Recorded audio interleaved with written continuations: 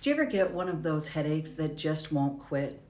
You drink water, you eat something, you even step away from screens for a bit, and yet that throbbing in your head just lingers. Well, here's something that you might not have thought about, and that's your sodium levels. They might just be the real culprit of that headache.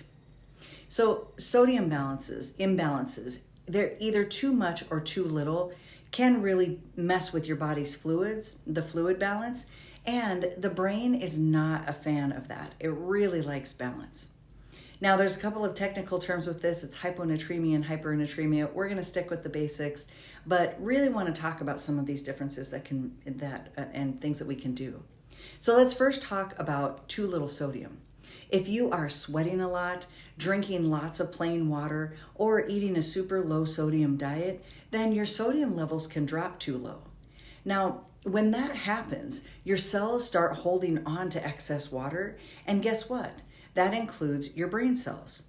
They literally swell up, causing pressure in your skull, and that in turn causes a headache.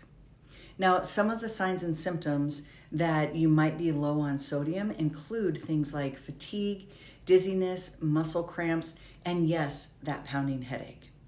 Now, what about the flip side? And maybe you're getting too much sodium, which is really more common in America.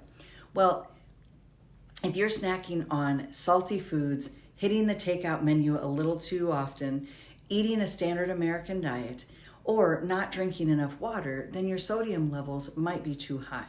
And this pulls water out of your cells, leading to dehydration. And, classic dehydration, or what's a symptom of classic dehydration, is headaches.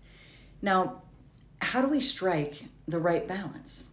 If you're low on sodium, maybe try adding a pinch of high quality sea salt to your water, or eat a snack with natural electrolytes, like coconut water, or maybe a banana with some salt, or watermelon with some salt.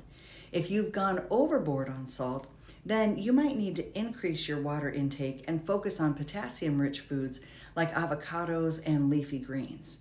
And that will help you to balance things out appropriately. The bottom line is that your body loves balance, and sodium plays a bigger role than most people realize. So the next time that a headache creeps in, think beyond just water and caffeine and some sort of, analgesic like Tylenol or ibuprofen. Your electrolyte balance might be trying to tell you something. Let me know in the comments. Have you ever noticed that a connection between sodium and headaches that you might experience? Let me know.